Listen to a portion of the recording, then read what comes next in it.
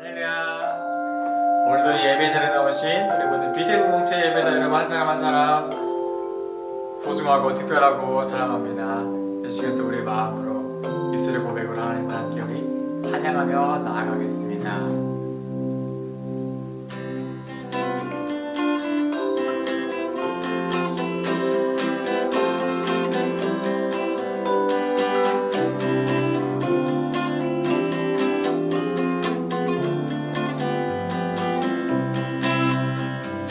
하늘의 별들처럼 내면의 수많은 모래처럼 내 모습 잠깐 느껴질 때 이 노래 불러봐요. 하늘의 별들처럼 내면의 수많은 모래처럼 내 모습 잠깐 느껴질 때 이 노래 불러봐요. 때론 내 모습 너무 평범해. 아무도 내게 관심 없을 거야. 주저앉고 싶어질 때 이 세상에 단 한 사람 하나님 손이 지은 최고의 작품 아직은 온전치 못할지라도 조금씩 완성돼가는 오직 그대를 향한 완전한 계획 하늘에 축복받은 You are special.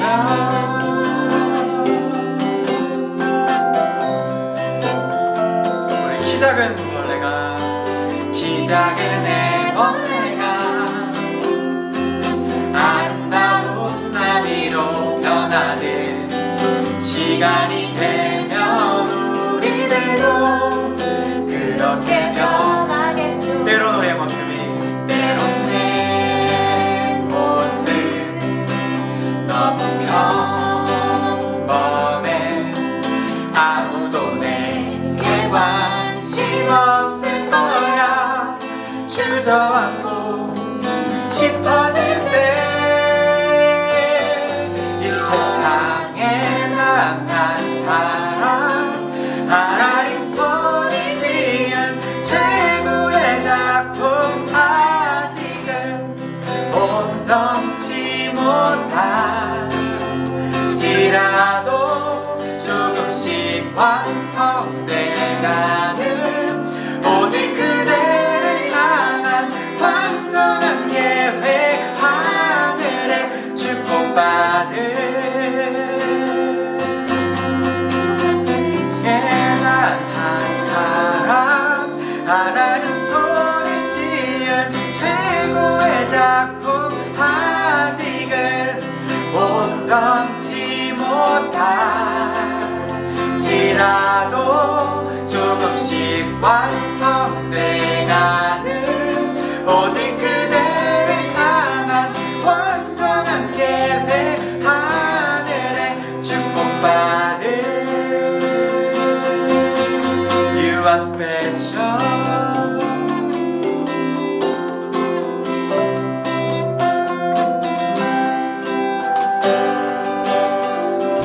하나님 감사합니다. 우리 BTS 공동체 예배에서 한 사람 한 사람 예수 그리스도 안에서 우리가 드린 찬양의 고백처럼 너무 특별하고 소중한 사람들입니다. 하나님, 이 귀한 사람들 하나님 앞에 나와 예배를 드리고 오늘도 주님을 찬양하며 나아갑니다. 하나님이 그 있는 곳이 어디이든 간에 처소이든 간에 교회이든 간에 하나님을 예배할 때 주님 만나주시고 그 가운데 하나님의 은혜로 인도하여 주시옵소서. 오늘도 모든 것을 하나님께 맡겨드리며 사랑하는 예수님의 이름으로 기도드립니다. 아멘.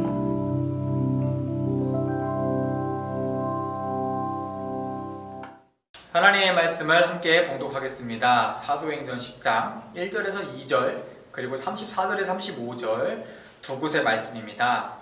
가이사랴에 고넬료라 하는 사람이 있으니 이달리아 부대라 하는 군대의 백부장이라. 그가 경건하여 온 지방과 더불어 하나님을 경외하며 백성을 많이 구제하고 하나님께 항상 기도하더니. 34, 35절 말씀입니다. 베드로가 입을 열어 말하되 내가 참으로 하나님은 사람의 외모를 보지 아니하시고 각 나라 중 하나님을 경외하며 의를 행하는 사람은 다 받으시는 줄 깨달았도다. 아멘. 여러분 그거 아세요? 맨 처음에 교회는 어떻게 시작했을까? 지금처럼 교회 건물에서 예배 드렸을까? 어떻게 드렸을까?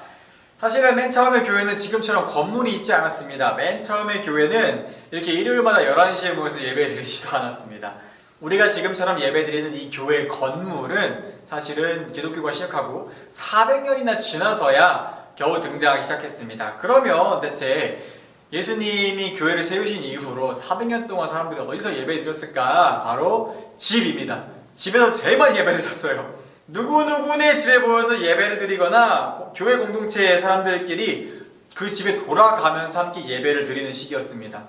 그래서 오순절에 사람들이 예배를 드리다가 성령을 받은 장소도 마가복음을 쓴 마가라는 분의 다락방이었죠. 그 시절 예배드리는 모습을 상상해보면 지금처럼 예배당에 수백 명, 수천 명이 모여서 그렇게 예배드리는 게 아닙니다. 단추하게 이 몇 가정 소소하게 모여서 예배를 드렸어요.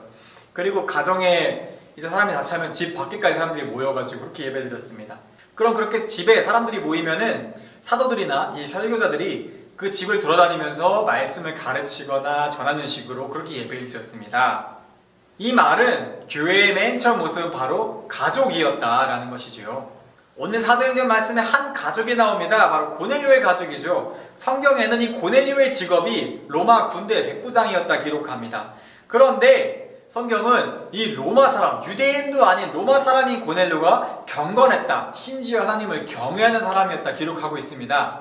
그리고 그 마음으로 고넬료는 하나님을 사랑하고 이웃을 사랑하며 군인의 신분임에도, 참고로 이 당시의 군인은 뭔가 좋은 이미지가 아니었어요. 가진 힘을 이용해 약한 사람들을 착취하고 빼앗는 그런 사람들이 군인인데, 이 고넬료라는 군인은 오히려 자기가 가진 것을 가난한 사람들에게 나누어주고 백성을 돌보는 그런 군인이었다 성경은 기록하고 있습니다. 그런데 사도행전 10장 2절 말씀을 보면 더 중요한 표현 하나가 나와요. 고넬료 혼자 그런 게 아닙니다. 온 지방과 더불어, 즉 고넬료의 가족이 그런 패밀리였다 이 말이죠. 여러분은 여러분의 가족들과 함께 있을 때 언제가 제일 행복한가요? 휴일에 빨간 날 놀러 갈 때, 아니면 여행 갈 때, 아니면 밤에 치킨 시켜 먹을 때, 뭐라고요? 그냥 나 안 건들 때가 제일 행복하다고요? 여러분, 가족은 한자 말이죠. 그런데 가족의 어원이 뭔지 아세요? 저도 가족의 어원을 찾다 놀랐어요. 우리가 식구라는 말 들어봤잖아요. 식구는 이 식탁에 둘러앉아 같이 음식을 먹는 사람들입니다. 가족은 한 지붕 아래 같이 돼지를 치는 사람들이래요. 무슨 말이냐면 한 지붕 아래에서 같은 일을 하고 같은 삶을 공유하는 사람들입니다. 근데 여러분, 영어 단어 패밀리 있잖아요. 이 패밀리라는 말이 어디서 나오는 줄 아세요? 사실은 패밀리가 이 로마 시대에 이 노예들에게 비롯된 단어라고요. 영어로 farm, 농장이죠. 이 farm을 돌보는 패밀리입니다. 그러니까 농장에서 같이 일하는 그 사람들. 옛날에는 로마의 한 가문이 대농장을 소유했는데 그 가문에 속해서 그 농장을 같이 관리하고 같이 일하는 모든 사람들이 다 패밀리였다, 가족이었다. 거기서 이 영어 단어 패밀리가 왔다 그래요. 그러니까 이 가족이라는 뜻은 영어든 한자든 뭐 식구든 간에 전부 다 결국 함께 먹고 함께 일하고 함께 살아가는 사람들이 가족이다라는 것이죠. 여기 아주 흥미로운 표현은 가족이라는 의미의 이 핏줄, 같은 피가 섞여야만 가족이다, 이 의미는 전혀 없다는 겁니다. 다시 교회 이야기로 돌아가서 아까 맨 처음에 이 교회가 가족 중심으로 시작했다 그랬잖아요. 근데 그것도 그럴 수밖에 없는 게 그 당시 로마 제국에서 이 기독교를 박해할 때입니다. 그러니까 많이 모일 수가 없었고 가족끼리 소소하게 모였어요. 그 말은 예수님을 믿는 가족들은 한 사람이 아니라 가족 전체가 로마 제국으로부터의 그런 위협을 무릅쓰고 신앙생활을 했다. 그런데 이 당시에 로마 사람들이 기독교인들에 대해서 어떤 소문을 만들어내는지 아세요? 가장 대표적으로 우리가 성찬식을 하잖아요.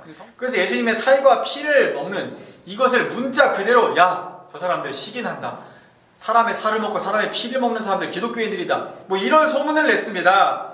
그렇기 때문에 이 당시에 신앙생활을 한다는 것은 그런 헛소문들과 거짓말들, 그런 많은 오해들과 편견을 이겨내고 신앙생활을 한다는 거예요. 여러분 같으면은 혼자서 그걸 다 이겨나갈 수 있나요? 혼자서 그런 편견과 헛소문과 그런 많은 오해들을 이겨내고 버텨낼 수 있나요? 저는 못할 것 같아요. 아마 그러나 가족이라면 할 수 있을 것 같습니다. 예수님을 믿는 가족들은 서로가 서로를 의지하면서 그렇게 함께 가족의 믿음을 지켜나가는 형태로 우리의 이 교회의 신앙의 선배들은 믿음을 시작했습니다. 바로 지금 여러분의 가족이 저와 여러분과 함께 이 복음의 배를 타고 있는 그런 소중한 사람들이라는 것이죠. 맨 처음 이야기했던 것처럼 이 가족이라는 말이 가는 의미는 같은 핏줄, 같은 혈육이라는 의미보다 함께 살아가는 사람들, 함께 이룬 공동체라는 의미가 더 큽니다.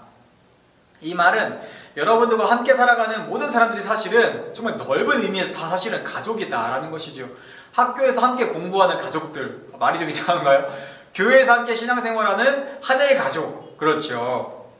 이는 예수님께서 복음서에서 잘 말씀해 주셨어요. 예수님은 누가 예수님의 가족인가? 바로 하나님의 말씀대로 행하는 사람들이 예수님의 어머니고 형제고 자매다 말씀하셨는데, 이 말씀은 하나님의 말씀 안에서 그 말씀대로 함께 살아가고 그 말씀을 따라 함께 동고동락하고 함께 견디고 함께 즐거워 행복하는 모든 사람들이 다 함께 가족이 된 사람들이다, 이 말씀인 거예요. 즉 교회 공동체가 바로 우리의 가족이다, 예수님은 이렇게 말씀하셨습니다. 오늘 말씀에 나오는 고넬료의 가족은 제가 오늘 쭉 이야기한 이런 모든 성경에 나오는 가족의 모습들이 다 골고루 아주 영양가 있게 어우러져 있어요. 성경에 말하는 고넬료의 온 집안 사람들은 고넬료의 아내, 자녀만 있었을까요? 아닙니다. 로마 시대의 가족의 특성상 신분이 다른 사람들도 많이 있어서요. 피부색이 다른 노예도 있었단 말이죠. 심지어 그의 집에 머물고 있는 그런 하숙객들, 나그네들도 있었습니다. 그 모든 사람들을 다 합쳐서 고넬료의 온 집안 사람들이라고 표현합니다. 성경은 그렇게 다양한 사람들이 하나님을 경외하는 믿음으로 하나님을 사랑하고 이웃을 사랑하는 그 모습을 두고 고넬료의 온 집안 사람들이 하나님을 경외했다 이야기하죠. 저는 우리 금성의 공동체, 우리 BTS 공동체가 이런 고넬료의 온 집안과 같은 그런 가족이 되길 원합니다. 그리고 여러분의 가정이 이 고넬료의 가정과 같은 그런 모습의 가족을 이루시기를 축복합니다. 그런 믿음의 가정, 사랑의 가정을 이루어 가시기를 주님의 이름으로 축복드립니다. 기도하겠습니다. 하나님, 오늘 말씀을 통해서 성경이 말하는 참다운 가족에 관해서 함께 나누어 보았습니다. 누가 우리의 가족입니까?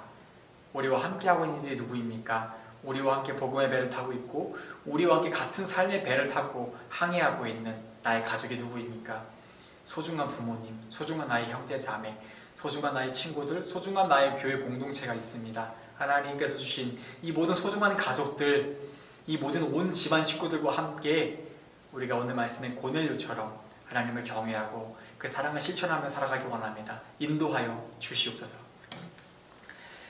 이제는 우리 주 예수 그리스도의 은혜와 하나님 아버지의 크신 사랑하심과 성령님의 교통하심이 고넬료의 온 집안 사람들과 같이 함께 공동체를 이루어 가족을 이루어 하나님을 사랑하고 이웃을 사랑하게 노력 결단하는 모든 이들 가운데 함께 계시기를 축원하옵나이다. 네, 여러분, 광고입니다. 네, 여러분, 지난주 우리 어버이 주일이었어요. 이번 주는 사실 스승의 주일이에요. 그래서 5월은 가정의 달 특집, 오늘 또 가족에 대한 이야기 함께 나누었죠. 오늘 스승의 날 특집이기 때문에 오늘 이후에 또는 주중에 선생님들과 카톡으로든 줌으로든 뭐로든 여러분 만나잖아요. 만나서 우리 선생님들에게 정말 감사의 그런 표현 한마디, 그쵸? 우리 선생님들이 이렇게 코로나로 보이지 않지만 여러분을 위해서 정말 많은 노력을 기울이고 있습니다. 여러분과의 소통을 하고, 여러분 어떻게 하면 여러분에게 더 하나님의 이 말씀을 전하고, 어떻게 하면 더 여러분에게 큰 기쁨을 줄 수 있을까, 매일 우리가 매주 고민하고 있어요. 이 비대면 만나지 못해서 뭘 할 수 있을까. 그러니까 이번 주엔 여러분이 우리 선생님들을 위로해 주시고 꼭 감사의 표현할 수 있는 그런 한 주 꼭 되었으면 좋겠습니다. 네, 여러분, 이어지는 기쁨의 50일 부활의 생명 나눔 프로젝트 이제 마지막 7번째 다시 돌아왔습니다. 테이크아웃 하지 않고 텀블러 사용하기. 저는 기적이 일어났어요. 텀블러 정말 열심히 사용하다 보니까 강아지가 좀 무섭게 됐어. 거의 입만 남았어. 입만 남았고 글씨를 보면은 유원어가 유워 넌 전쟁이다. 워만 남았어. 워만. 그래서 텀블러 이렇게 열심히 썼습니다. 저는 텀블러 정말 매일 썼어요. 여기다가 정말 커피도 마시고 생강차도 마시고 물도 마시고 제로콜라도 마시고 요즘 우유도 마시고 있어요. 그 냄새가 온갖 참 묘한 냄새가 다 섞여가지고 아무튼 전 텀블러 이렇게 열심히 쓰고 있습니다. 그래서 이번 주 비록 부활의 생명 나누기 프로젝트는 마지막이지만 여러분 이 아름다운 텀블러 글씨가 지워져도 텀블러가 지워지진 않잖아요. 여기까지 열심히 사용해서 이 속에 아름다운 여러분들 선물로 채워갈 수 있고 또 그 여러분이 생명을 사랑하고 환경을 이 보호하는 그 실천을 여러분의 삶 가운데 널리 이롭게 전할 수 있는 그런 그레이스온 되시기를 주님의 이름으로 축복합니다. 그리고 여러분 살짝 스포지만 올 여름은 지난 여름과 뭔가 다를 거예요. 올 여름은 지난 여름과 다른 무언가 여러분을 찾아갈 것입니다. 여러분 많이 기대해 주시고요. 네, 그렇게 행복한 한 주 보내시고 다음 주에 다시 만나요 여러분. 안녕.